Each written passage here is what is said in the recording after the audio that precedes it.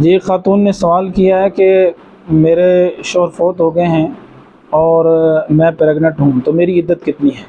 تو یہ عدت کے جو مسائل ہیں، عورت نے کتنی عدت گزارنی ہے، یہ میں بتا دیتا ہوں کہ جو خاتون نے سوال کیا ہے تو اس صورت میں تو ان کی عدت جو ہے نا وہ ڈلیوری ہے۔ جو ہی وضع حمل ہو جائے تو بس اس خاتون کی عدت پوری ہو جائے گی، چاہے وہ شوہر کی وفات کے کیا ہے دوسرے دن ہو جائے، ہاں جی، بلکہ اسی دن بھی ہو جائے تو بس اس کی عدت پوری ہوگی۔ یہ جو 4 ماہ 10 دن عدت کا کہا جاتا ہے تو یہ اس خاتون کے لیے ہے کہ جس کا شوہر فوت ہو جائے لیکن وہ پریگننٹ نہ ہو۔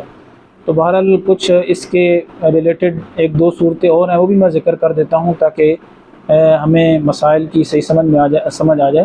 دیکھیں، اگر ایک عورت کو طلاق ہو گئی ہے، مطلقہ ہے، اس کو شوہر نے طلاق دے دیا لیکن وہ پریگننٹ نہیں ہے، تو اس صورت میں اس کی عدت جو ہے نا وہ 3 مینسز ہیں اور 3 پیریڈز ہیں، اگر اس کو مینسز آتے ہیں۔ اگر مینسز نہیں آتے تو اس صورت میں پھر 3 ماہ ہیں۔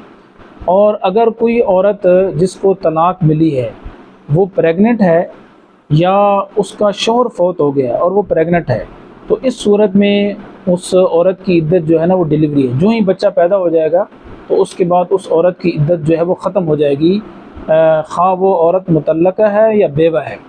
البتہ اگر ایک صورت یہ ہے کہ اگر کوئی عورت بیوہ ہے، بیوہ ہو گئی ہے، شوہر اس کا فوت ہو گیا اور وہ پریگننٹ نہیں ہے، تو اس صورت میں جو عدت ہے وہ 4 ماہ 10 دن۔